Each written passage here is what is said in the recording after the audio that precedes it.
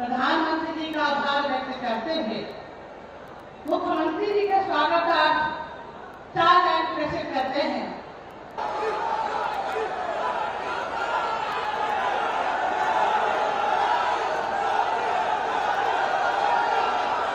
भारत माता की, भारत माता की, भारत माता की, वंदे वंदे वंदे। उत्तर प्रदेश सरकार के मंत्री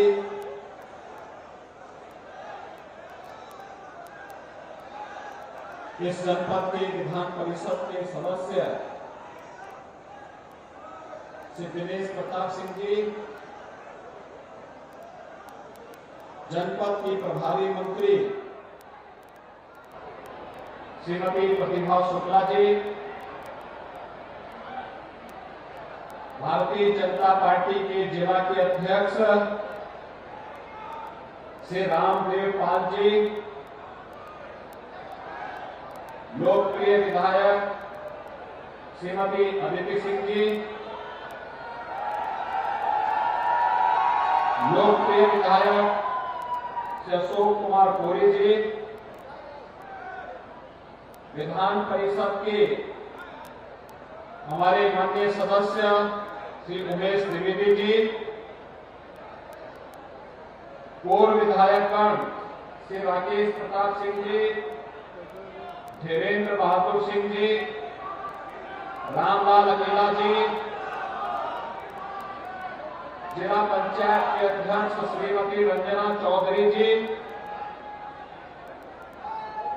जिला निकाय चुनाव के संयोजक जिला महामंत्री श्री अमरीश मौर्य जी और भारतीय जनता पार्टी के हमारे सभी नगर पालिका परिषद रायबरेली की प्रत्याशी श्रीमती साधवी कमोजिया जी, गढ़मऊ, लालगंज, महाराजगंज, बछरावा, ऊंचाहार, सलोन, परसदेवपुर, नजीराबाद, शिवगढ़ आदि नगर निकायों के सभी भारतीय जनता पार्टी के अध्यक्ष पद के प्रत्याशीगण और उपस्थित रायबरेली के मेरे सभी उपस्थित भाइयों बहनों, ऋषि मुनियों की तपोभूमि और मां गंगा की कृपा जिस धरा पर सदैव बरसती रही हो, ऐसी रायबरेली की धरती को नमन करते हुए यहां के उन महान स्वतंत्रता संग्राम सेनानी राणा बेनी माधव बख्श सिंह जी को और महान सेना नायक बीरा पासी जी की स्मृतियों को नमन करते हुए उन्हें विनम्र श्रद्धांजलि अर्पित करता हूं।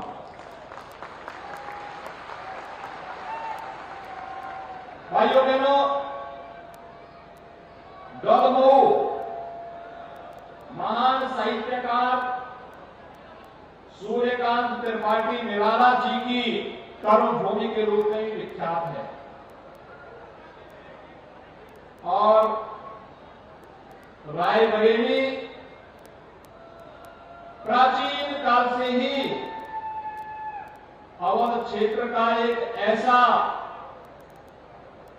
उर्वरा भूमि रही है जिसने सम और विषम परिस्थितियों में भी बिना हिम्मत खोए हुए निरंतर अपनी गति को बनाए रखा है। आज ऐसी धरा पर नगर निकाय चुनाव में आप सबसे संवाद बनाने का मुझे अवसर मिला है। मैं इसके लिए भारतीय जनता पार्टी के संगठन और यहाँ के सभी जनप्रतिनिधियों का हृदय से अभिनंदन करते हुए आप सभी का अभिवादन करता हूं। भाइयों बहनों, उत्तर प्रदेश के अंदर वर्तमान में नगर निकाय के इलेक्शन चल रहे हैं। 762 नगर निकाय हैं,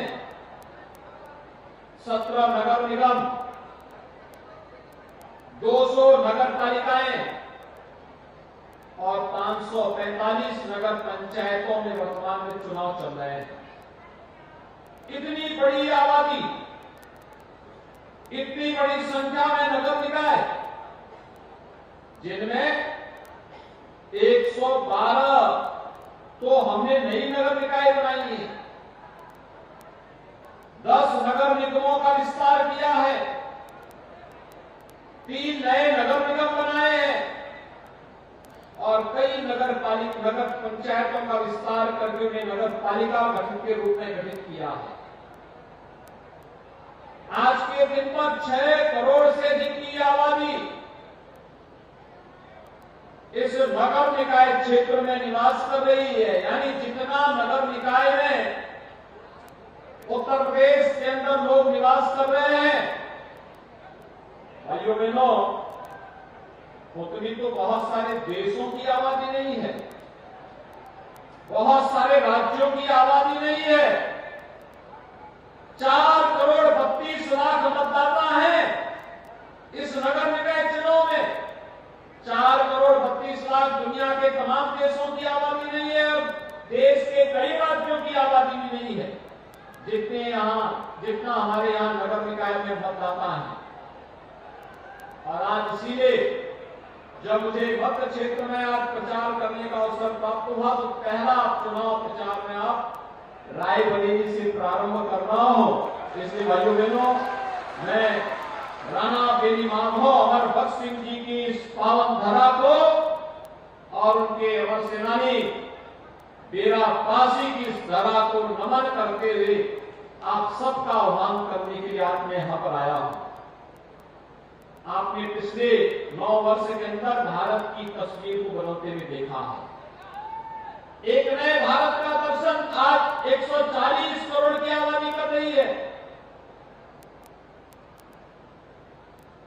बदलता हुआ भारत दुनिया के लिए आकर्षक का केंद्र बना है। दुनिया को नेतृत्व देने की सामर्थ्य रखता है भारत। और इस भारत के लिए 140 करोड़ लोगों ने जो सपना देखा था, उसको प्रधानमंत्री मोदी जी के नेतृत्व में एक एक करके पूरा करते हुए बिना भेदभाव के शासन की योजनाओं का लाभ हर गरीब तक पहुंचाना, इंफ्रास्ट्रक्चर डेवलपमेंट के बड़े बड़े कार्य होना, नौकरी और रोजगार की नई नई संभावनाओं को आगे बढ़ाना, आंतरिक और बाह्य सुरक्षा के मोर्चे पर कार्य होना और विरासत का सम्मान होना, इस रूप में हम सब नए भारत का दर्शन कर रहे हैं। आज आप देख रहे होंगे दुनिया के अंदर कहीं कोई क्राइसिस होती है तो दुनिया भारत की तरफ देख रही है, आशा भरी नजरों से देख रही है। आज भारत विश्वास का प्रतीक बना है, नेतृत्व की क्षमता रखने वाला भारत आज दुनिया के अंदर सम्मान की दृष्टि से देखा जा रहा है। भारतवासियों के प्रति दुनिया का नजरिया बदला है और जैसे भारत के प्रति दुनिया का नजरिया बदला है, पिछले 6 वर्ष के अंदर उत्तर प्रदेश के बारे में भी भारत का नजरिया बदला है। भाइयों बहनों, ये वही उत्तर प्रदेश था 6 वर्ष पहले, जिस उत्तर प्रदेश में नौजवान उत्तर प्रदेश का बाहर जाता था तो ये नहीं बोलता था कि मैं उत्तर प्रदेश का निवासी हूं, अपनी पहचान को छुपाता था। ये वही उत्तर प्रदेश है जहां नौकरी के नाम पर भाई भतीजावाद चलता था। ये वही उत्तर प्रदेश है जहां कोई पर्व और त्योहार शांतिपूर्ण माहौल में नहीं मनाए जाते थे। और ये वही उत्तर प्रदेश है विकास के नाम पर जहां पर बंदरबांट होता था, भ्रष्टाचार होता था, गरीब कल्याण की योजनाएं जमीनी धरातल पर नहीं उतरती थी। आज आप देख रहे होंगे विकास की योजनाएं एक एक करके जमीनी धरातल पर उतरती हुई दिखाई दे रही है, एक एक करके दिखाई दे रही है। हम लोगों ने 6 वर्ष में डबल इंजन सरकार ने 54 लाख से अधिक गरीबों को एक आवास उपलब्ध करवाया है ग्रामीण और शहरी क्षेत्र में, जिनमें 17 लाख आवास केवल शहरी क्षेत्र में गरीबों को उपलब्ध कराए गए हैं। इसने किसी का चेहरा देख करके नहीं, बल्कि भाइयों बहनों, यह हर उस पात्र व्यक्ति को, उसकी जाति कोई भी रही हो, लेकिन अगर वह उत्तर प्रदेश का निवासी है, उसको ये आवास उपलब्ध कराए गए, उसकी जाति नहीं देखी गई है। 2 करोड़ 61 लाख गरीबों को एक शौचालय उपलब्ध करवाया गया है। 1 करोड़ 75 लाख गरीबों को उज्ज्वला योजना के कनेक्शन फ्री में उपलब्ध करवाए गए हैं। 1 करोड़ 55 लाख गरीबों को बिजली के निःशुल्क कनेक्शन उपलब्ध करवाए गए हैं। 1,21,000 गांवों में बिजली पहुंचाने का कार्य भी हुआ है। और भाइयों बहनों, 10 करोड़ लोग वर्तमान में उत्तर प्रदेश के अंदर आयुष्मान भारत की 5 लाख रुपए की स्वास्थ्य बीमा की कवर है और 15 करोड़ लोगों को पिछले 3 वर्ष से कोरोना कालखंड में फ्री में राशन की सुविधा का लाभ भी दिया जा रहा है।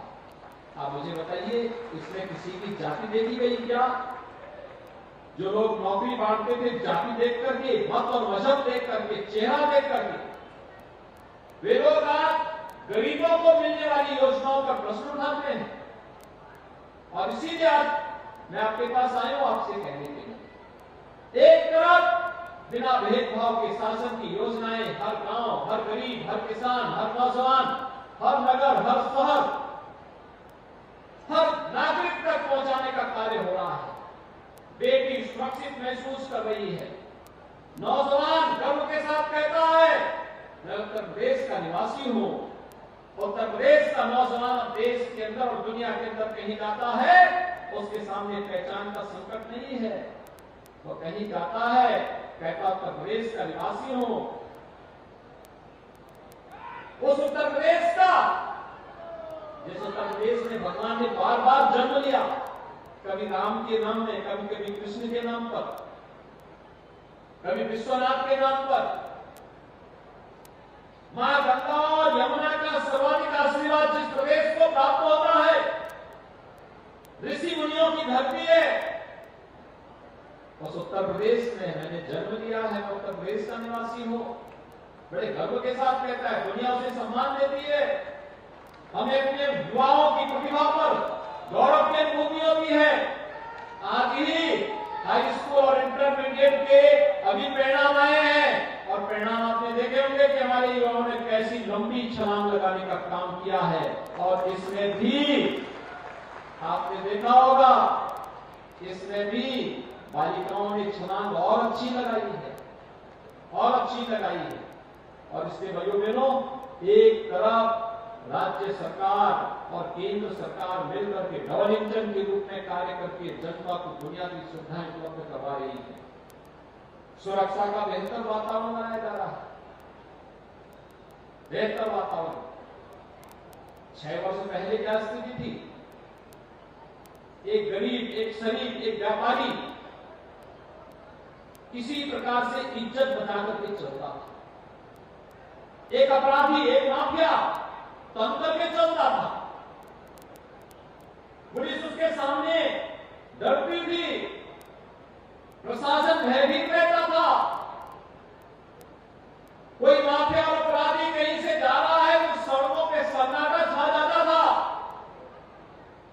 आज आपने देखा होगा, हमने धर्म चक्र को ऐसा घुमाया है कि आज एक गरीब, एक व्यापारी, एक नौजवान, एक बेटी गौरव के साथ सिर उठा करके चलती है, लेकिन एक अपराधी और माफिया गले में तख्ती लटका करके जान की भीख मांगता हुआ दिखाई देता है। ये है परिवर्तन। अब उसकी जरूरत नहीं कि वो कहीं तंग करके चल सके, उसके लिए सड़क खाली कोई करने का दुस्साहस नहीं कर सकता, क्योंकि उसे मालूम है सड़क अगर खाली होगी तो पता नहीं कब क्या हो जाएगा। इसलिए अब सड़क को खाली नहीं करवाना चाहता है। सड़क पे तंग करके चल भी नहीं सकता है। अगर सड़क पे चलेगा तो तख्ती लटका करके चलेगा कि थोड़ा मुझे जान बख्श दो। अब ठेला लगा करके सब्जी बेच करके अपना जीवन निर्वाह करूंगा, लेकिन किसी से रंगदारी वसूली नहीं करूंगा। यह परिवर्तन हुआ है और ये परिवर्तन हमारे नौजवानों के भविष्य के लिए, हमारे व्यापारियों के व्यवसाय के लिए, नए उद्योग लगाने के लिए, बेटियों की सुरक्षा के लिए आवश्यक था और इसीलिए इसको करने के लिए राज्य सरकार पूरी प्रतिबद्धता के साथ कार्य कर रही है। इंफ्रास्ट्रक्चर डेवलपमेंट के कार्य में पहले लोग क्या कहते थे, जहां से समझो कि गड्ढे प्रारंभ हो जाए समझ लो उत्तर प्रदेश की सीमा है। आज हमने उत्तर प्रदेश की हर इंटर स्टेट कनेक्टिविटी को, भाइयों बहनों, हर इंटर स्टेट कनेक्टिविटी को, नेपाल से जुड़ी हुई सड़क हो, बिहार से, झारखंड से, छत्तीसगढ़ से, मध्य प्रदेश, राजस्थान, हरियाणा, उत्तराखंड, दिल्ली, इन सबको 4 लेन के साथ जोड़ दिया। पूर्वांचल को जोड़ने के लिए पूर्वांचल एक्सप्रेसवे, बुंदेलखंड को जोड़ने के लिए बुंदेलखंड एक्सप्रेसवे और पश्चिमी उत्तर प्रदेश को मध्य उत्तर प्रदेश और पूर्वी उत्तर प्रदेश से जोड़ने के लिए गंगा एक्सप्रेसवे से जोड़ने का काम भी हो रहा है। अब उत्तर प्रदेश 1 डिस्ट्रिक्ट 1 प्रोडक्ट के लिए ही नहीं, 1 डिस्ट्रिक्ट 1 मेडिकल कॉलेज के लिए भी जाना जा रहा है। कुछ न कुछ नया करने का प्रयास हुआ। स्मार्ट सिटी मिशन का कार्य हो या अमृत मिशन का कार्यक्रम, हर घर नल की योजना हो या फिर मुख्यमंत्री पर्यटन संवर्धन योजना के अंतर्गत धर्मस्थलों को सुंदरीकरण करके आधुनिक स्वरूप देने का कार्य, ये सभी कार्यक्रम निरंतर आगे बढ़ रहे हैं। और उसी क्रम में आज रायबरेली के अंदर नगर निकाय चुनाव के लिए अपील करने के लिए आया हूं।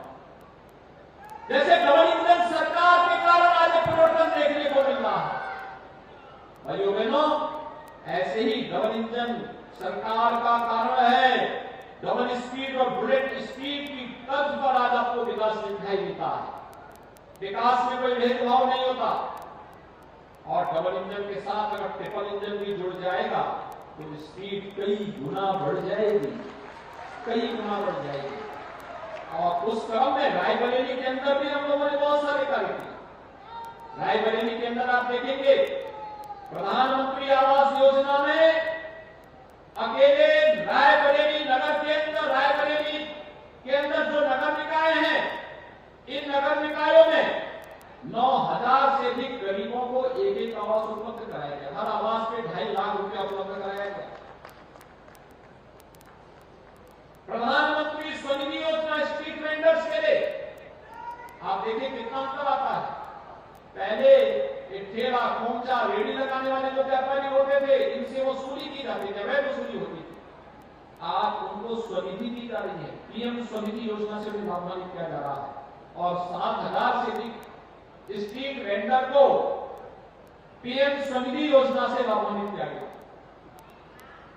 प्रदेश के अंदर 1 करोड़ निराश्रित महिलाएं, दिव्यांगजन और वृद्धजन 12,000 रुपए सालाना पेंशन की सुविधा का लाभ ले रहे हैं, जिनमें निराश्रित महिला पेंशन 1,681, दिव्यांगजन पेंशन 596 और वृद्धावस्था पेंशन 1,992 आपके रायबरेली में उपलब्ध कराई जा रहे हैं।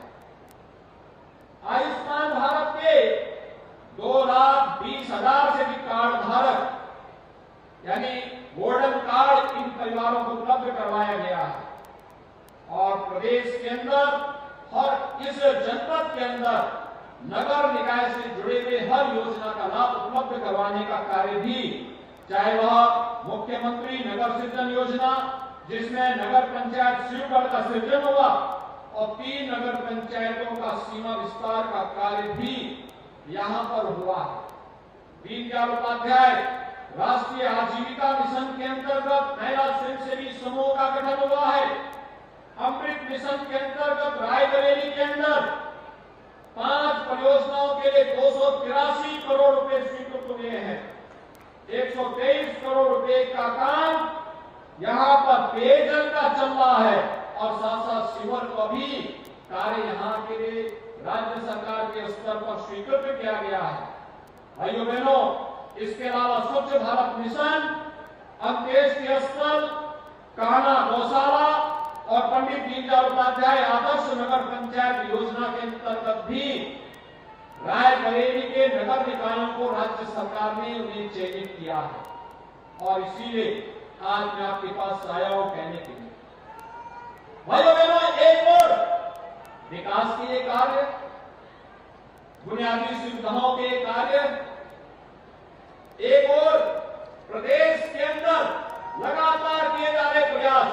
अगर हम सुरक्षा का बेहतर माहौल नहीं देते, आपने देखा होगा अभी हाल ही में फरवरी में 10 से 12 फरवरी राज्य सरकार ने अपना ग्लोबल इन्वेस्टर समिट का आयोजन किया था।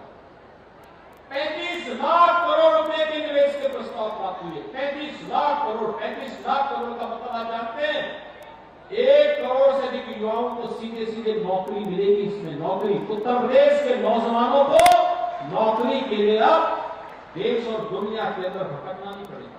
वह निवेश उत्तर प्रदेश में होगा, यही के नौजवानों को नौकरी मिलेगी।